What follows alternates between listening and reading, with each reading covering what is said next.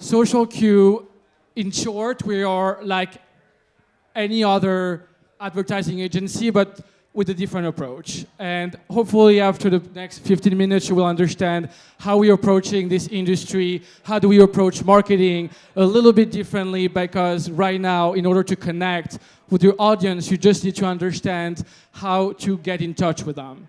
Let's introduce myself. I'm Rudy, CEO, SQO, however you want to define it, and co-founder of SocialQ. Hi everyone, I'm Thomas. I am the co-founder and director of accounts, and super excited, very inspired to be here today. So SocialQ is social queen, social queer, but above all, it's social cues and how we need to reclaim social cues currently, especially as advertisers and marketers. Behind any business, there is a story, and I'm very, very proud to share this story with you today.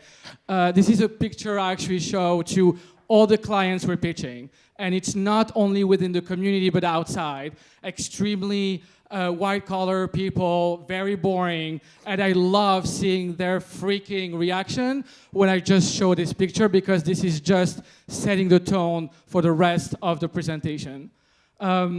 In terms of the story behind it, it's pretty simple. I was born in Mexico City, moved back to France when I was 7 years old, so the French accent is what you're hearing. I'm going to try to go slowly for the accent. I can translate. You can translate. So moved back to France at 7 years old, and just the feeling that I was not resonating. No one would talk to me, no one would hear me. I felt misunderstood, and I was extremely unhappy, extremely bullied, marginalized, and just feeling that someday, somehow, I'll find a place to belong. So I moved to New York City with a dream in my head and feeling that maybe there's going to be a place and a moment that will be able to create that spot and that platform. That was 10 years ago. At the same time, I was fulfilling my career in advertising. Started back 14 years ago in advertising in France for Publicis, Havas, DDB, BBDO, all of them, big agencies, lots of layers, big brands, big responsibilities, but still that feeling that something was not working, especially when you go from 14 years ago, back then where it was just the beginning, not even of social media, but understanding digital advertising to educate our clients about what are the wireframes, what do you need personas, what do you need, so that was 14 years ago. In the meantime, social media happened. Then from organic to pay, we are going through a process and an evolution that marketers and advertisers need to understand at the core. So I was also realizing at the same time that if I didn't like something, I just had to change it and to create my own. And I also realized that in order to connect with the audience, why is social media so relevant today? Why is it working? Why is it like changing people's mindset, politics, so monetized? It's just because it's getting closer to the audience, closer and closer. So I was realizing there was just right there an opportunity to merge my deep feeling that as a person, I wasn't feeling I could belong, but also an opportunity as a marketer that agencies had to change at the core in order to offer a platform for the team that works for them resonate, but also for the brand to find resonance with their audiences. So then from here was born about a year and a half ago SocialQ. But it's not me on my own for sure. It's supported by a core team across strategy, media, and creative.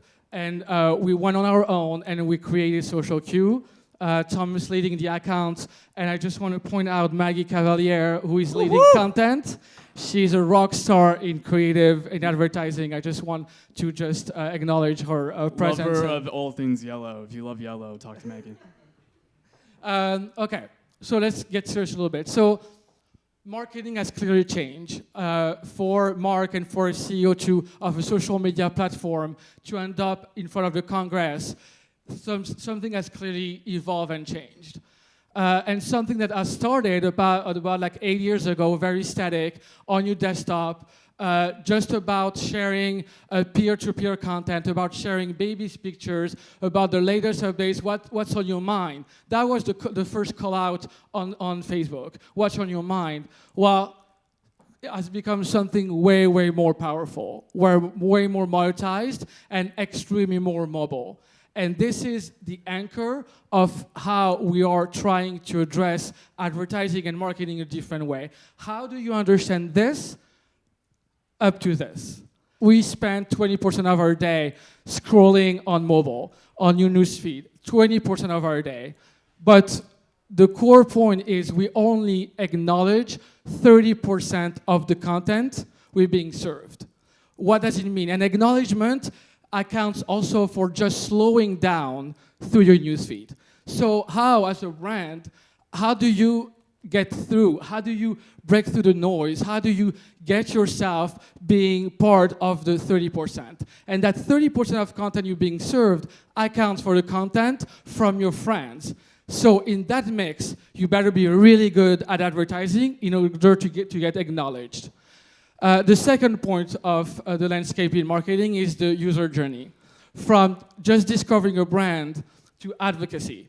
Before, it was extremely linear, right? It's like marketers, brands were going to advertising agency, then to media agency, and had a very blanketed strategy. It's like, let's buy a lot of impressions, let's have a great TV spot, we're gonna drag the creative concept of the TV spot down to a display banner, then you were going to the subway, you see the billboard, you see the different ads, and then you were going to your store and you were just buying it. So that was a very linear user journey that you could own as a brand. Well, that has changed dramatically. It's extremely more complex. There are so many more devices, but also so many moments that you can interact with your brand, but you also need to understand at one point, and what is the behavior of your audience when they're interacting with that content. Those 2 points of data are just highlighting the power of limited and contextual exposure. If as a brand, you understand that your actual challenge is to get through this, you probably have done most of the work. But then, in terms of content, content is king, is some brands are just getting it right. So you have some brands who have been able to understand how to talk to different diversity, how to talk to different communities, how to really trying to come across as authentic. So you have a Nike that has actually been able to really get through like a lot of like controversy. You have Airbnb that's done a pretty good job about welcoming different communities, and just some other brand like Pepsi that just like fell flat. It's like, oh, let's put a bunch of communities, everything I can put in around in my ad. I'm gonna put a Kendall Jenner in a mix, and everything is going to be perfect because I can reach so many people. Well, that doesn't work that way. Like, you need to come across as authentic, and that's actually extremely important. So this shows you the power of the content. You want to break through the noise, but also the right way. We were a little nervous coming for Chris, just in case anyone's wondering. But it's on our website. You could check it out. It's there. And in terms of user journey and industry, of course, like a blockbuster just completely misunderstood what it means to actually evolve and change your business and your offer and your services in order to, to modernize your offer and everything you have to propose. But some other brands are just thriving through the user journey.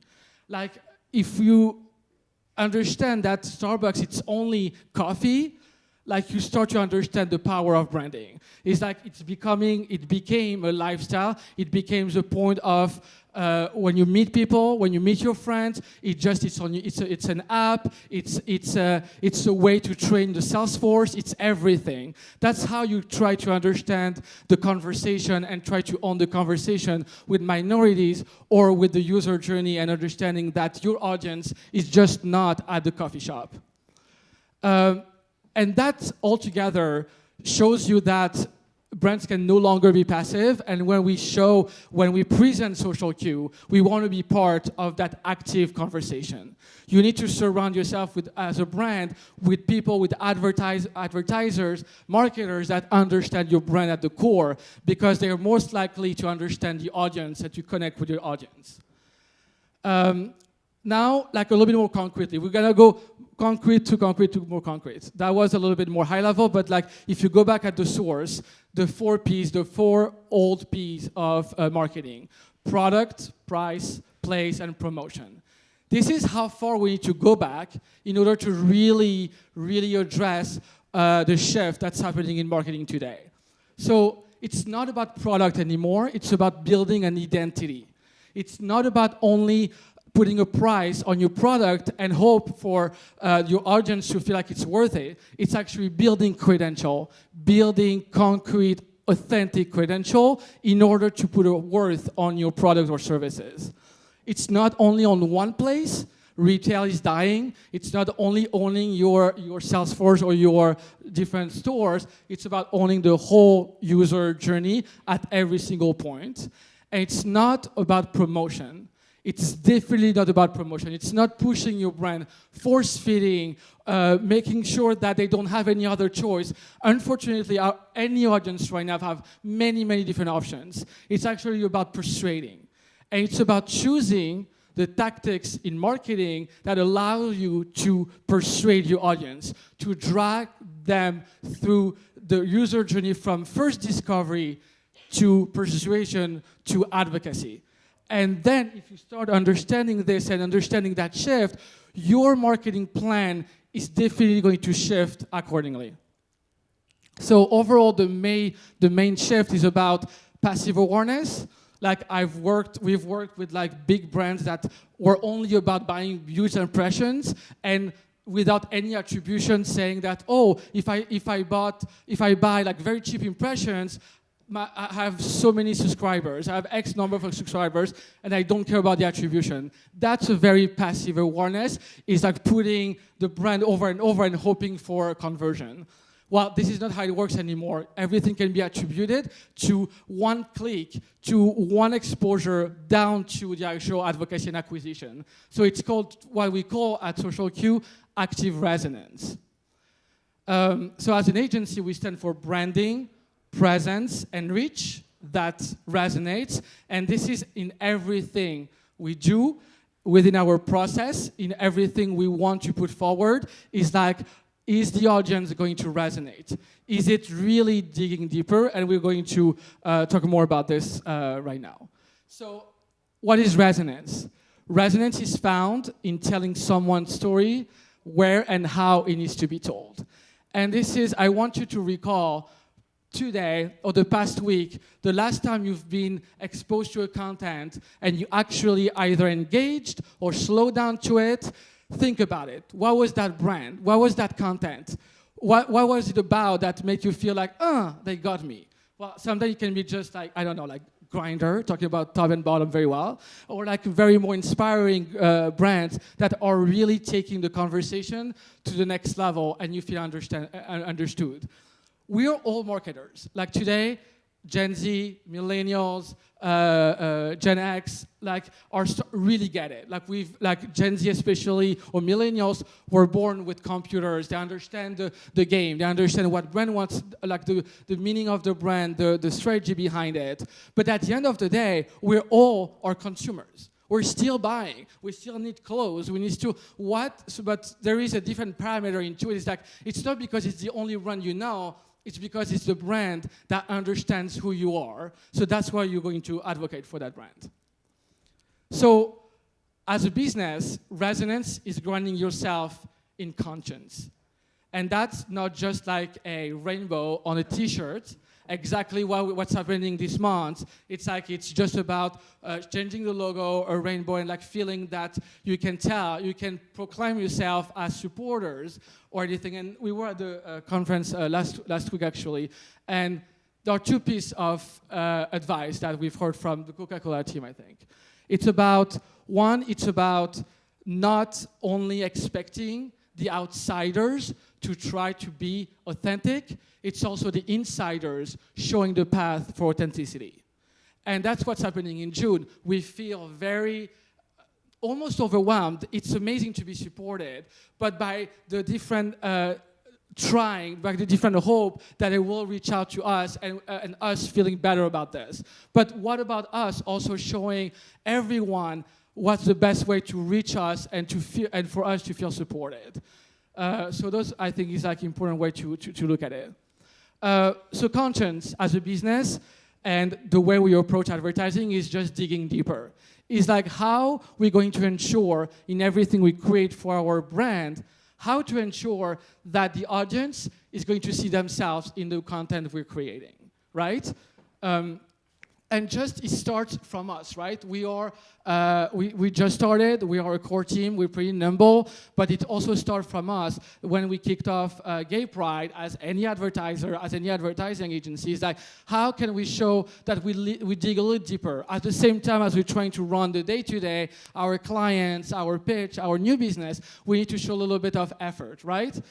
So it's now more than ever, the time to just, as an agency, also showing how we dig a little bit deeper. So we just created like the portrait of Pride, and it's just as simple as sometimes beyond going, like having your logo everywhere, it's just like what made us feel like we belong? What made us feel heard and understood throughout our childhood, throughout our career? Who are we looking up to? Let's just share this, as simple as that, and just hoping that people will feel the same, or will feel that we get who are the actual activists. And it can be also just your family, your parents, or best friend, but starting a conversation somewhere it matters, right? It's like, I can tell you, so everyone in the team picked one of the activists. I can tell you so many stories about Cyndi Lauper, the way she inspired me.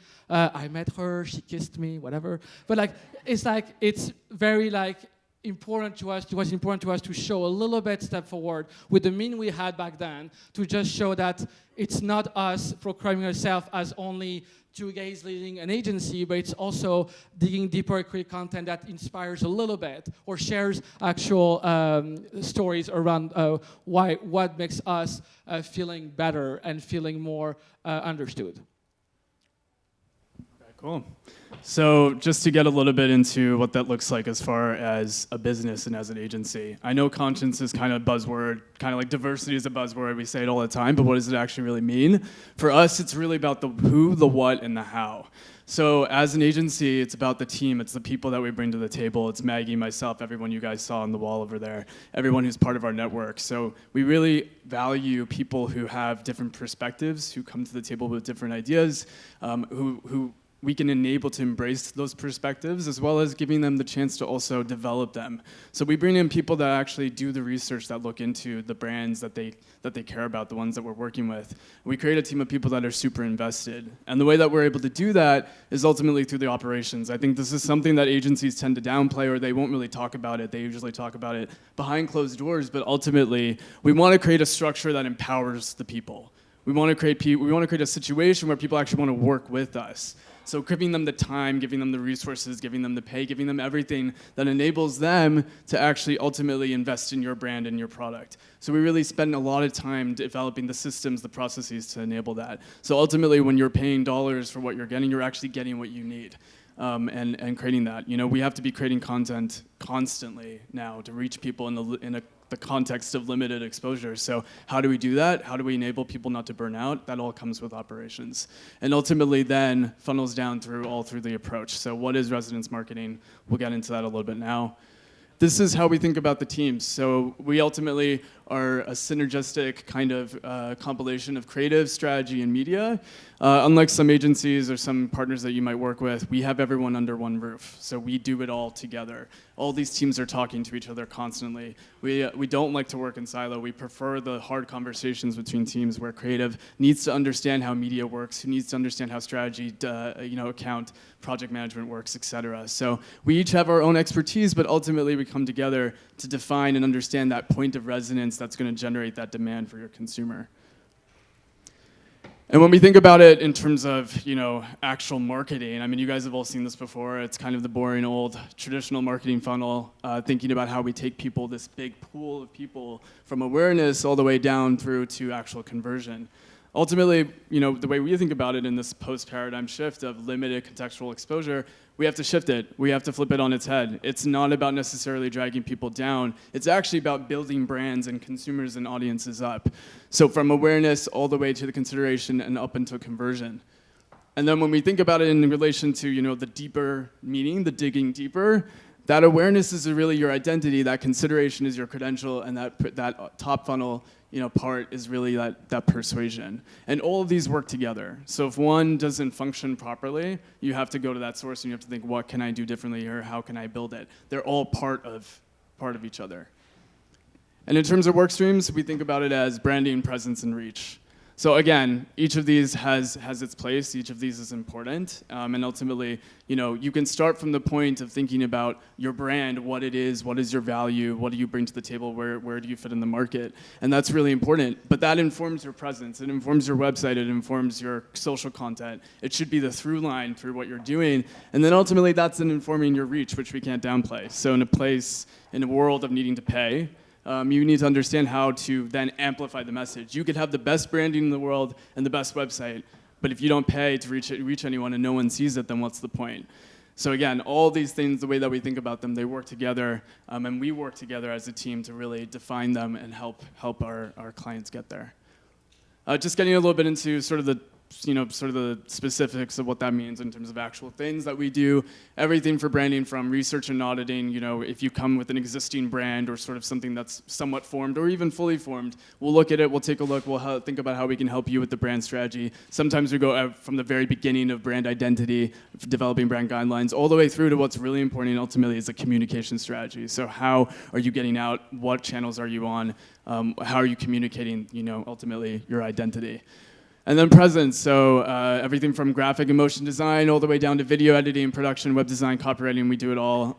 We've developed a fantastic team of motion and graphic designers, so we're really fluid in how to talk about creative and how to discuss creative with creatives as well as internally with our teams. And then the last bit, again, super important, reach. So how are we persuading people? How are we getting to them? We can't downplay this enough or play it enough. Influencer media, email marketing, SEO, SEM, what channels are you on? How should you be on there? How is your branding and your presence being informed and funneled through these different channels? So we bring that expertise, years of expertise in terms of ultimately paid social and across all these different channels. And we create it to scale. So like we showed you with the funnel, we don't have to start at the bottom. We can start in the middle. We can start with your presence. We can start with your reach. We can start all the way at the beginning. But ultimately, we create a situation through our team, our operations, and our approach that scales to your needs in your business. Ultimately, creating content that resonates and media that reaches beyond algorithms and beyond platforms. So let's resonate together.